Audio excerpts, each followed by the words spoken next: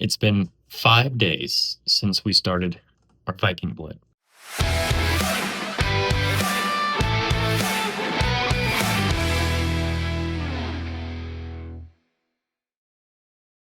Generally, I wouldn't even bother taking the reading this early, but given the last time I made this, it fermented very quick.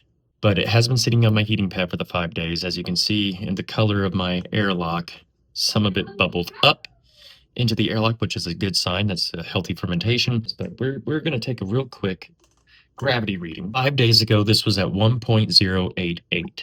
Today, I'm hoping... Shit, I didn't get any honey. Anyway, we're going to do a reading on it just to see what it's sitting at, make sure everything's going smoothly. This has been sitting on my heating pad, so it's roughly about 80 degrees. It smells like cherries, but you can definitely tell the pectic enzyme is doing its job. It's breaking down all these cherries. But we're going to take our baster, make sure we get underneath that fruit cap, pull a sample, and take a reading.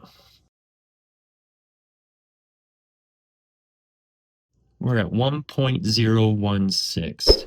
This is just going to go right back into here. Okay.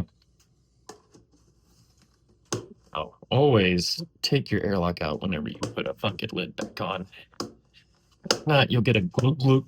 This is sitting at roughly about 9% alcohol by volume in 5 days. And as I said, this is going to be a step feed, but since my dumbass forgot to get honey when I was at the store, we're not going to be doing a feed today. We're just kind of giving a bearing on where we're at. So moving forward, I would say probably within the next few days, we're going to be adding our first feeding to this batch.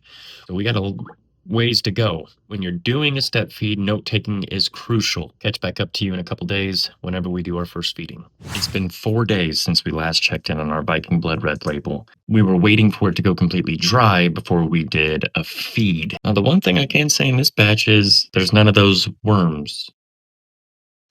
I smell the alcohol. I smell cherries. So we're going to dip our baster in. That has been freshly sanitized, as you can see that, well, yeah, it's been sanitized. This has been sanitized. Everything's been sanitized.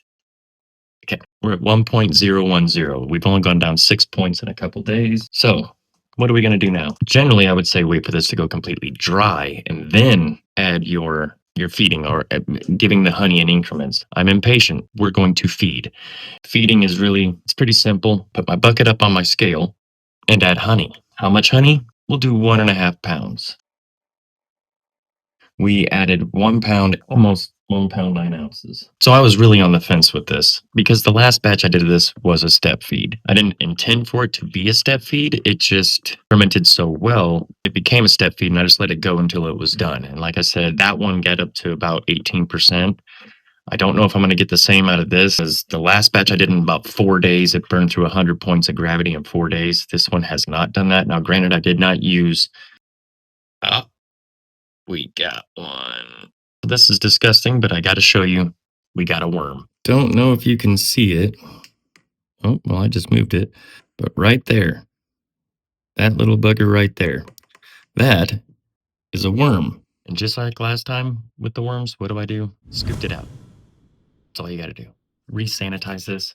So we're going to incorporate and mix this honey. I'm also going to add a half a teaspoon of Mead just to give the yeast a little bit of a boost. I don't think they're stressed. I don't have any of the rotten egg smell.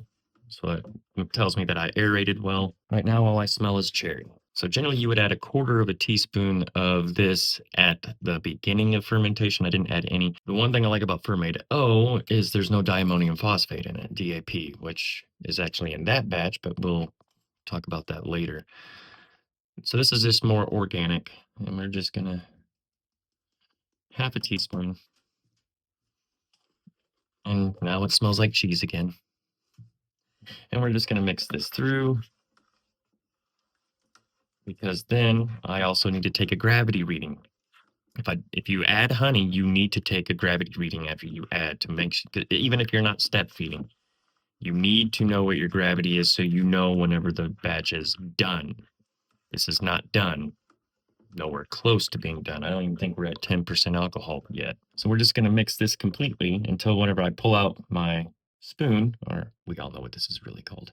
When I pull this out and I don't see any honey on the end of it, I know I'm pretty well mixed. So we are going to get a gravity reading, and then after that, we'll probably put it back on the heating pad, give it a nice environment in, because that's where it had been sitting, but I had to move it so I could put this failure over there, and it has done nothing yet, and I don't think that's going to do anything.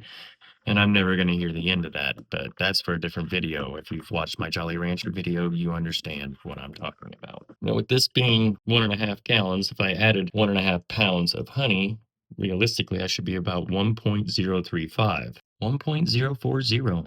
Make a note of that. That's our notes. I'll see you in a couple seconds whenever we should hopefully be doing either another feed or racking, which I don't see this being racked anytime soon. So going back to the heating pad, and it's going to sit there for a couple days, probably a week, and we'll check in again for our next feeding. It's been 11 more days. Let's see where we're sitting at. This was at 1.040 after we added our first feeding. Still looks very cloudy, so I don't think it's anywhere near done with fermentation. That's fine. We're not rushing anything. We're letting this one take its time because the end product is oh so worth it. 1.028. There's no need to add any more honey to it right now. It's at 1.028. But for now, let me give a little script right here of showing where we're at with our ABV. Next time you see this, we'll be racking it, back sweetening it, pasteurizing it, and bottling it. As always, guys, thank you so much for tuning in, seeing how things are going down in the basement. Be sure to like the video. If you've already liked the video, make sure you subscribe to the channel. And if you've already subscribed to the channel, be sure you turn on all notifications so you don't miss any updates coming down the pipeline with our Viking Blood mead, with our pumpkin pie, with our s'mores, with our other Viking Blood, with our blue Jolly Rancher wine. Thanks for watching, guys. I'll catch you next time. All right, you're going back over here.